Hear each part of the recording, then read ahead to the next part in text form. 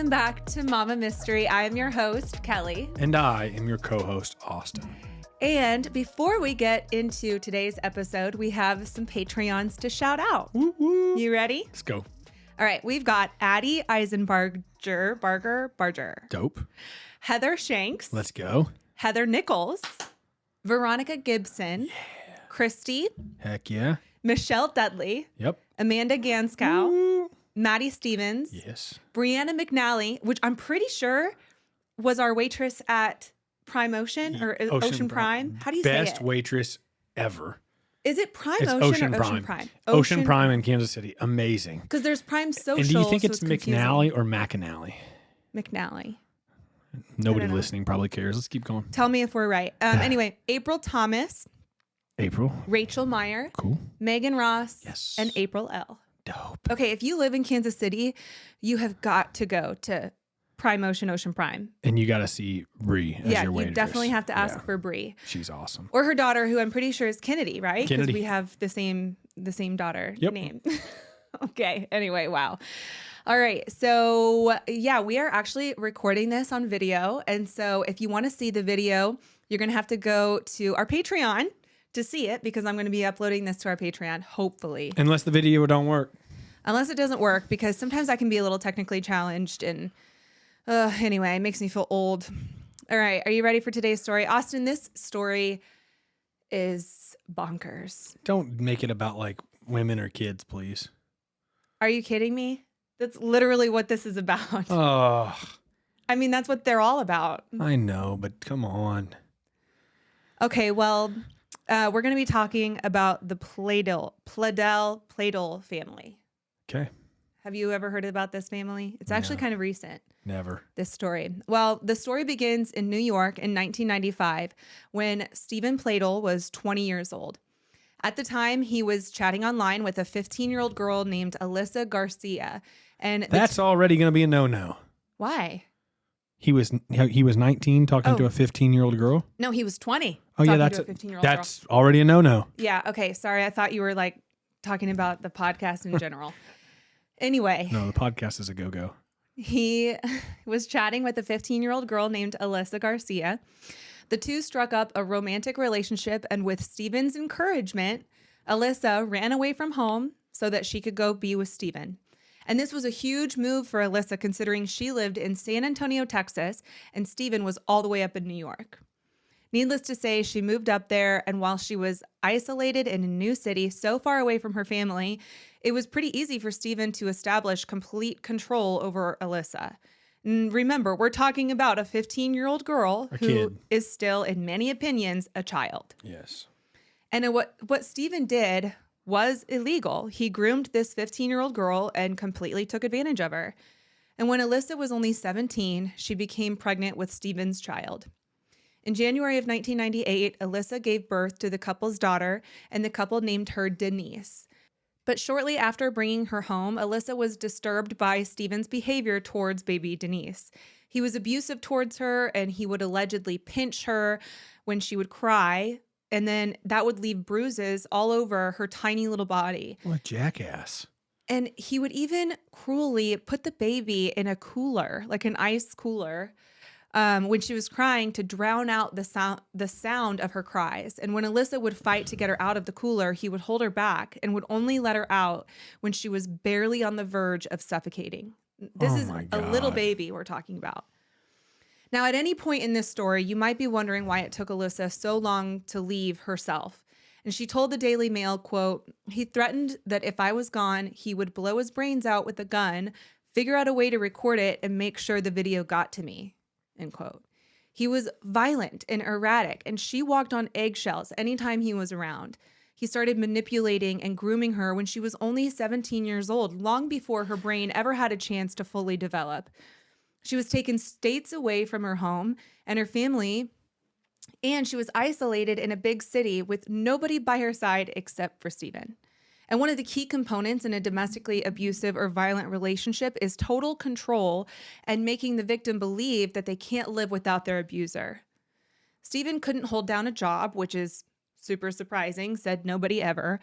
And so Alyssa was considered the breadwinner of the household, as she was a supervisor at T-Mobile. And it's safe to assume that Stephen probably controlled their finances as well, because domestically violent and abusive relationships also tend to have really high highs and really low lows. The abuser may compromise with the victim and lure them into staying, love bombing them, and showing them unconditional love to make up for the bad things that they've done. And sometimes it unfortunately gets worse for the victim if they do try to leave. And they may experience being stalked, blackmailed, and the unpredictable nature of the abuser makes it even harder to know what they're going to do next. At least when they stay with the abuser, they know what's going to happen next and can be prepared when that happens. But lastly, the dependence Alyssa likely felt for Stephen, even if it wasn't financial, is incredibly hard to shake. 75% of DV victims are killed when they attempt to leave their abusers or successfully leave them, which is something to keep in mind as this story continues. It's a pretty crazy statistic. Yeah. Thankfully, when Denise was 8 months old, Alyssa decided that the only way to protect Denise would be to place her up for adoption. And it is impossible to empathize with such an incredibly difficult and most selfless choice. I cannot imagine how hard that was for Alyssa. But this truly was the best thing she could have done for her daughter, and I commend her for making that choice. Denise was adopted by Anthony and Kelly Fusco, and they changed her name to Katie Rose Fusco. At the time, Anthony was working as a corrections officer, while Kelly was the secretary for the town of Dover, New York's land use department. Katie's childhood was spent in Dover, which is about 80 miles north of New York City. Katie absolutely loved animals and was a vegetarian. She was very talented artistically and was known for drawing these really cool, intricate comic strips. She maintained a blog, and in one of her blog posts, she wrote, "A pen and something to draw on became a safe place for me. Ink became my weapon against rules and regulations. There wouldn't be a corner in a classroom or a park that didn't have a secret little character living on it. Ask an artist why creating is important to them, and they won't ever stop giving out reasons. To be short, for me, a life without art is no life at all." End quote. At the beginning of Katie's senior year in August of 2015, she became more curious about her biological family and decided to search for them. She found Alyssa and Stephen, who were now 37 and 42 respectively. And at this point, they had had 2 more daughters since Katie was adopted. Alyssa and Stephen were excited to have Katie back in their lives, and they arranged to meet up in Knightdale, North Carolina. In June of 2016... How old is she at this point? She's about 17 or 18. She's a senior in high school. And when did she go away from her parents? When she was 8 months old. Gosh, so it sucks because she had this terrible 8 months. Mm-hmm. Doesn't remember it, obviously. Thinks, I'm going to seek them out, not knowing it was horrendous. Mm-hmm. And they're terrible people. Yeah, and it gets worse. In June of 2016, Katie graduated from high school with plans to attend community college and then eventually transfer to State University of New York at Purchase to study digital advertising. But after she met Alyssa and Stephen, she changed her mind and instead moved to Henrico, Virginia to live with Alyssa and Stephen and their 2 daughters. No way. So she was free and clear from them. Mm-hmm. She was living a good life, Mm-hmm. good, bright future. Mm-hmm. Yes. Her adoptive parents, Anthony and Kelly, were really apprehensive but tried to be supportive because at this point, Katie is now technically an adult. Mm-hmm. And then in September of 2016, Stephen and Alyssa decided to separate. But instead of them moving out, either of them, they just started sleeping in separate bedrooms. But then Stephen started sleeping on Katie's bedroom floor every night. This is going to get weird. Alyssa also noticed some changes that Stephen was making to his appearance. He shaved his beard and he grew out his hair. He started wearing tight jeans and fitted shirts. When he first met Katie, he had this full goatee and dressed like a typical dad, despite the fact that he was far from a typical dad. But then after Katie came along, his looks changed drastically. You could tell he was trying to look younger. Alyssa felt like this change was really odd, and paired with him sleeping on Katie's floor, she felt compelled to tell Katie the truth about why she was placed up for adoption. Alyssa told Katie about how Stephen treated her so poorly when she was a baby in hopes that it would warn Katie and maybe open her eyes a little bit. But it didn't work, and that same month, Stephen started coming on to Katie, and the 2 started a romantic relationship. Like consensual? Mm-hmm. No way. With her dad? Mm-hmm. What? Yeah. On November 5th of 2015, Katie posted to her Instagram, quote, "Forbidden love is most divine." And then there was a picture of two hands like about to touch with the words, "Only you, never mine," superimposed on the image. No way. This is the weirdest shit you've ever talked about almost. Yeah. That same month, Alyssa moved out and filed for divorce from Steven, and Steven told their two daughters to start referring to Katie as their stepmom rather than their sister. On January 26, 2016, Katie posted on Instagram a photo of a quote that read, quote, "They warned me about all kinds of drugs, but they never warned me about you," with the caption, "Addicted, #love, #addiction." Then arguably the most disturbing post of all, Katie posted a photo of her neck with huge hickeys all over it. And the caption, "Bites," with a little medal next to it. And the hashtags design, kiss, and hickey. From her dad. From her dad.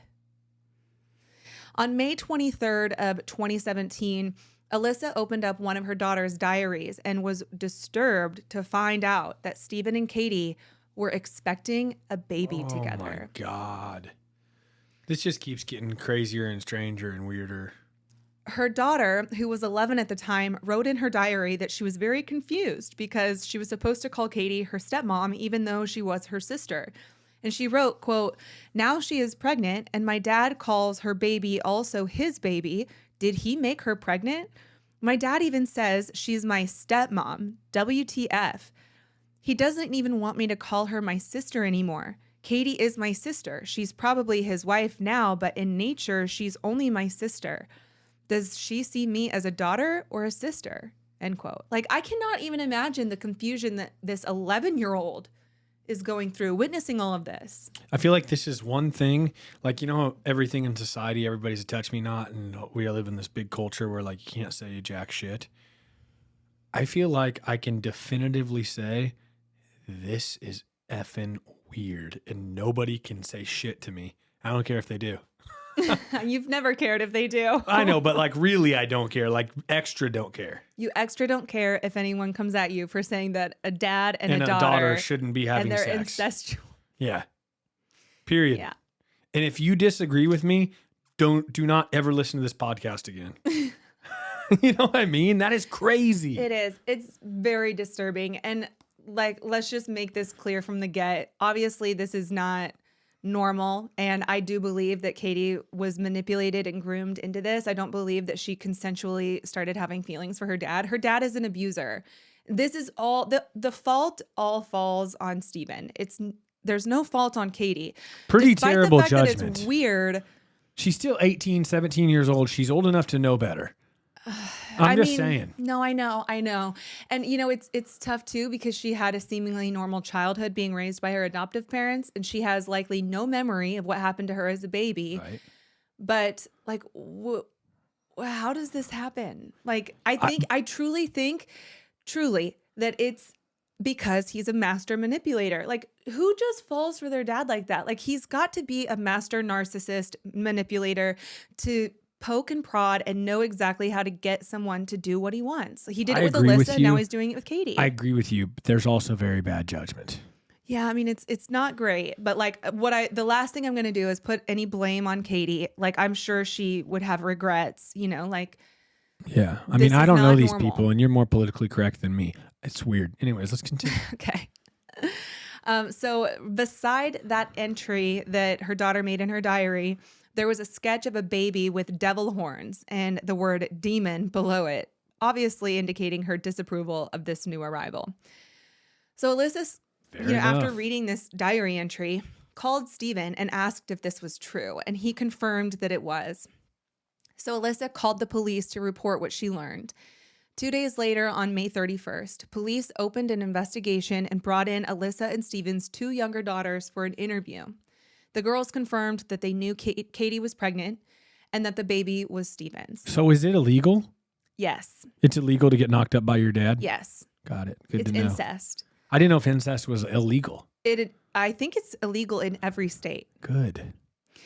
Don't quote me on that, but I think it is. Anyway, Stephen told the girls to keep it all a secret though, because he was afraid that the girls would get made fun of at school if the word got out. So he knows this is weird and against all societal norms. And he's still just like, yeah, but That's my I don't thing. care. Everybody knows it's weird, Everybody knows. including her. And him. Yes. Yeah. So on July 20th of 2017, 2 months after Alyssa and Stephen's divorce was finalized, Katie and Stephen got married. They had a very small ceremony in what appears to be a little public park next to a lake. And in attendance were Katie's adoptive father, Anthony, and his wife, as well as Stephen's mother, Grace. So now Katie's grandmother became her mother-in-law. And they're all just smiling in this picture as if this is freaking normal. No. And they were only able to get married because they lied on the marriage license application. So I don't know if you know this, because I'm pretty sure I was the one that went to go file our marriage license. But they actually ask you, didn't we go together? I think we went together, yeah. They ask you if you're related, which seems like an obvious question. Like who would get married if they knew they were related? But then who would answer that honestly if they knew they were related and wanted to get married? I mean, Of course they lied about it. Can you imagine, like, you're pregnant and somebody goes, oh my gosh, I haven't met the dad. Who's the dad? And you went, oh, you've met him. It's my dad. Wait, no, who's the baby daddy? Yeah, my baby daddy is my dad. Is my daddy. Oh my baby daddy is my daddy. Literally. It's pretty disturbing. Jeez and rice. Okay. Yeah, it's bad. So that same summer, Katie and Stephen moved to Knightdale, North Carolina. And on September 1st, their son, Bennett Kieran Pladl, was born. On November 29th of 2017, Henrico County police officers issued an arrest warrant for Stephen and Katie after Alyssa called them to tell them that they were committing incest and got married. In late January of 2018, Stephen and Katie were arrested and charged with incest and adultery. Stephen's attorney, Rick Friedman II, argued that his client's relationship with Katie was consensual and claimed that Stephen had been head over his heels in love with his daughter and that this had outweighed the issue of them being biologically related. Like, what really frustrates me and blows my mind isn't so much the relationship between Katie and Stephen. Obviously, that's fucked up and unsettling, but it's also all the people around who are just kind of watching this happen and they're like, no, I think this is fine. This is probably they don't good. object. This is probably good. You know, at a wedding when they say, does anyone object? Yeah, I object. Yeah, you would think. You should all be saying that. Right. And like, I don't know. I've seen interviews where Anthony and his wife have said or had said in the past, I guess, that they kind of felt like they had to go along with it just to keep Katie in their lives. Like they didn't feel like they had control over her, right? And they didn't want to lose her. So they're just kind of like going along with it. But I can't imagine that. Like, why isn't anyone stepping up and saying, you guys, this is gross. Stop. And why aren't they listening? I don't know. But anyway, so he argued that, this is all normal. And the couple was released on bond, but ordered to have no contact with each other. So Katie moved back to New York to stay with her adoptive parents. Banging your dad isn't something that's like,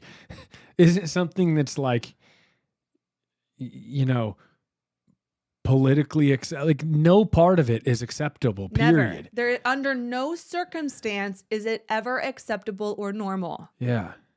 Interesting. None.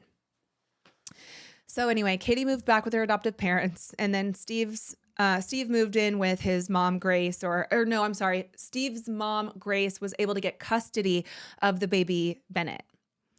So once word got out of their arrests, a petition was started on change.org. And I know what you're thinking. People are probably like petitioning to help Katie out of this bizarre and fucked up situation, right? Wrong. So wrong, Austin. The petition stated, quote, the daughter and common law wife of Stephen Pladl, Katie Pladl, was arrested for the bogus crime of adult consensual incest. This is in breach of both the UN Charter of Human Rights, to which the U.S. is a signatory, and the U.S. Constitution. Officials involved in her detention are committing a crime against humanity.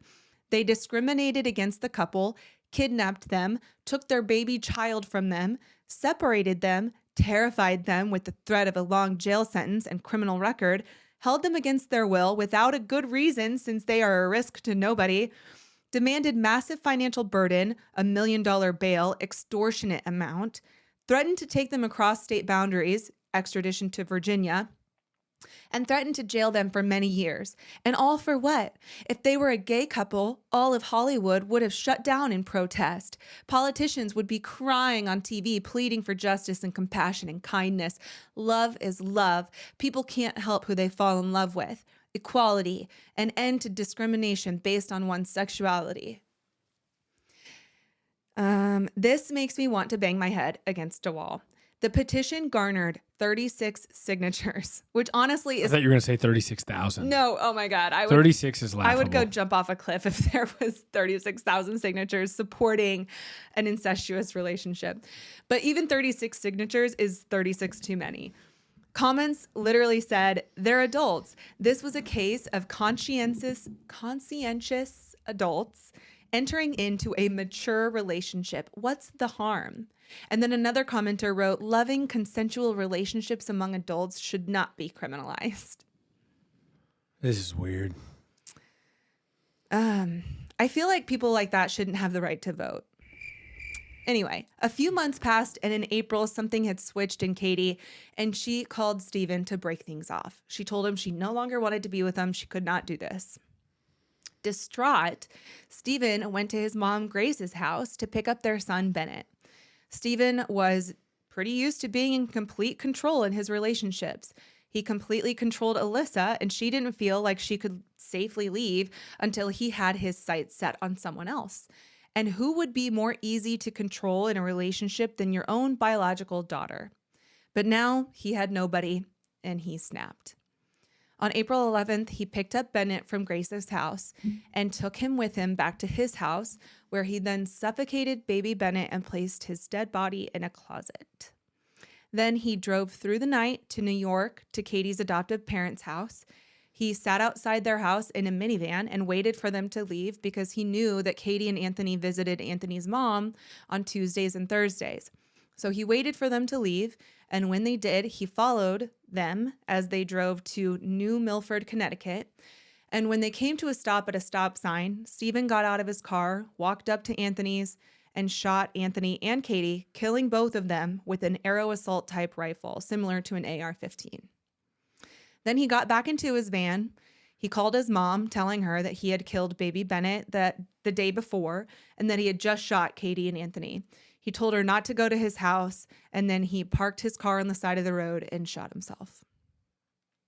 So earlier I read to you this statistic: about 75% of DV victims are killed when they attempt to leave their abusers or they successfully leave them. And this is exactly why Alyssa felt like she could never leave. And this is exactly why many victims of abuse feel like they can never leave. According to the National Coalition Against Domestic Violence, 72% of all murder-suicides involve an intimate partner, and 94% of the victims of these murder-suicides are female. Now, I'll admit, in this podcast's infancy, I had a hard time understanding why people stay in abusive relationships, especially when they involve children. And I've probably made some ignorant comments in the past about those episodes or those stories. But how blessed am I to not be able to understand that, because I've never been through it myself. And based on facts and statistics, I realize that it's not for me to understand why someone doesn't leave an abusive situation. It's only for me to not judge. And I hope you'll adopt that same sentiment when it comes to why Alyssa didn't leave and why Katie didn't leave. But apparently there is a theory or a concept called genetic sexual attraction, or GSA. And there is a debate on whether or not people recognize this as a real thing, or a real diagnosis, if you will. GSA most frequently occurs when a person has been separated from a biological family member, be it mother, father, brother, or sister, from a very young age, and upon meeting them again, becomes sexually attracted to them. This is like literally the case here. And one person took to Reddit to describe their experience with GSA, and it's written from the perspective that Katie likely was in. So I'm going to read to you what she wrote because obviously we don't have Katie's perspective yeah. here. But this is what somebody in a similar situation wrote on Reddit. Yes. I hope they were under a username that nobody knows who they are. Yeah, it was anonymous. I'm just saying. Yeah. So she writes, when I first saw his photos and read what he had to say, I put the feelings off as just being mere excitement. He's a very handsome person and extremely well-spoken. We hit it off immediately. Even without any contact or knowledge of each other for 2 decades, we had nearly identical senses of humor, similar interests, taste in music. I could go on and on. We would stay up all night talking on the phone or chatting on IM. I was living with my boyfriend at the time, and my biological father had been married for almost 20 years at this point. My boyfriend became very jealous even early on, and so did his wife, as we were just pouring tons of attention into each other. We met, and that only made things more intense. We spent the entire first visit attached at the hip. I felt happier than I had in my entire life, and he told me how I had opened a part of his heart that he never knew existed. He does not have any other children. By the second visit, after a month or so after the first, things took a turn and got out of control. It is extremely nerve-wracking to talk about this, but he and I were talking at night in the dark, and I don't know what I was thinking, but as we were talking, I just instinctively leaned over and kissed him. And I didn't stop, and it didn't stop at just kissing. At that point, we put ourselves into a very complicated and difficult situation that would unfold over many years. I moved closer to him, and we continued this secret relationship over the course of several years, but it was extremely hard. I was basically the other woman in his life at this time. We had to pretend to those around us that nothing was going on, although a lot of people suspected, as we didn't act in a typical father-daughter fashion. We spent as much time as we could together. We were very affectionate with each other, and there was also plenty of stress coming from his family and from his wife. The two of them fought all the time about me. His wife wanted him to have nothing to do with me, and I think deep down she knew what was going on, but it was presented to his family as though I was just a bad person and making his life stressful. After some years, he and his wife eventually divorced. He moved in with me, and I felt terrible for what happened to their marriage, but at the same time, I wanted her out of the picture because I was in love with him in a way that I had never felt, and that I don't believe I will ever feel again. I wanted this picture-perfect life that I felt we had both waited for years. Somehow, we survived the entire ordeal. We still live together. When we meet new people now, we portray each other as boyfriend and girlfriend. Sometimes I forget that we are related because a lot of time has passed since the above events happened. We both have good jobs. We both are very committed to each other. And in a weird way, we are closer than we ever were, even at the beginning. We love each other very intensely, and I can't imagine ever being with anyone else. After she explained the story, she added that they do not intend to have children for what I hope are very obvious reasons, but that if she ever did become pregnant by accident, they would terminate the pregnancy. Well, I just want to say, start to finish, I cannot relate to that person at all. Not even. And I try my best to always have a super open mind, put myself in people's shoes, empathize, even if it's not things I agree with. Cannot relate, will never relate, don't want to relate. That's crazy. It's so disturbing. It's so irresponsible, especially on the father's part.